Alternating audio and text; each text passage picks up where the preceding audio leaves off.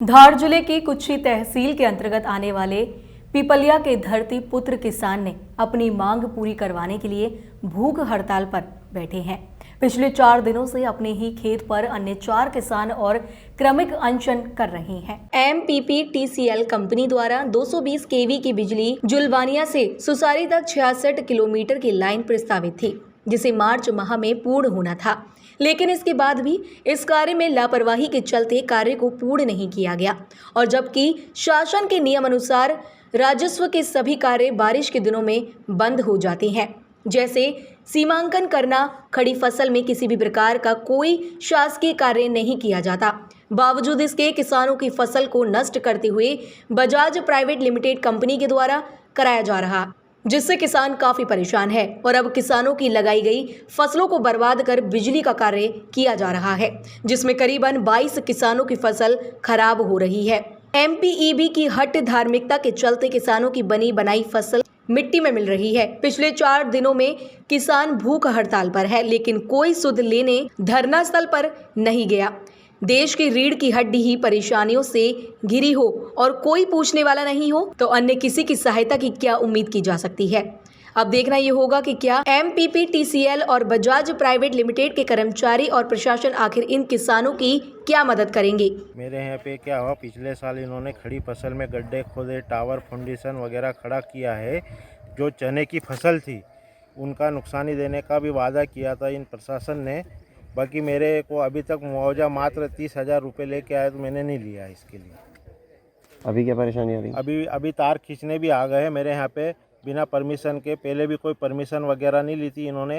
इन्होंने दबाव बना के मतलब काम किया है हमारे पे। अभी आप तार निकलने दे रहे हैं? नहीं, अभी मैंने मना कर दिया। आज ये समस्या है कि पिपलिया ग्राम में जो हमारे सतीश भाई जो अनशन पे क्यों बैठे, उसका कारण ये है कि ये जो बिजली के तार इन्होंने डाले, न तो कोई इनको सूचना दी गई, न नोटिस दिया गया। और ये 3 साल से जो कार्य चल रहा है, पहले पोल खड़े करके पटक दिए, जबकि पूरा गर्मी का सीजन गया।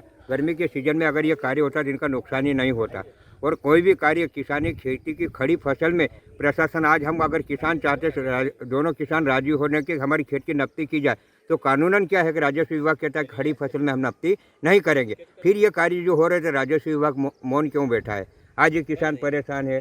अब पूरे किसानों का क्रमिक अनशन करना पड़ता। पुलिस और प्रशासन जितना मिल के और ठेकेदारों के साथ गठजोड़ करके आज किसानों के साथ अन्याय करे। इनको पुलिस में चौकी पे बिठाया जाता है, डरा धमकाया जा रहा, और ये तार डाल दिए उस चौकी पे बिठा के। ये अन्यायपूर्ण तरीका जो सरकार का और ठेकेदार का मिल के हो रहा है, इसके खिलाफ हम लड़ाई लड़ रहे हैं और आगे भी लड़ाई जारी रहेगी। बिजली विभाग के कर्मचारियों द्वारा बिना सूचना दिए हमारे खेतों से हाई टेंशन लाइट निकाली गई।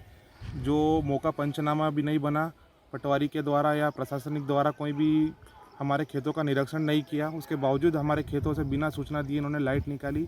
हमारे विरोध करने पर हमें ज़बरदस्ती पुलिस प्रशासन द्वारा धमकाया गया एवं हमें चौकी पर बिठाया गया और हमारे ऊपर बड़ी बड़ी धाराओं को लेकर हमें डराया गया, धमकाया गया, अभद्र भाषा का व्यवहार किया गया हमारे साथ। उसके खिलाफ हमने एक SDM साहब को महोदय, कलेक्टर महोदय को, SP महोदय को एक आवेदन दिया था कि इन अधिकारियों या कर्मचारी अपने पुलिस प्रशासन के खिलाफ जो कार्रवाई की जाए बिजली विभाग के कर्मचारियों के खिलाफ, जिन्होंने हमारे साथ ऐसा व्यवहार किया, पर अभी तक उनके खिलाफ कोई कार्रवाई नहीं हुई है।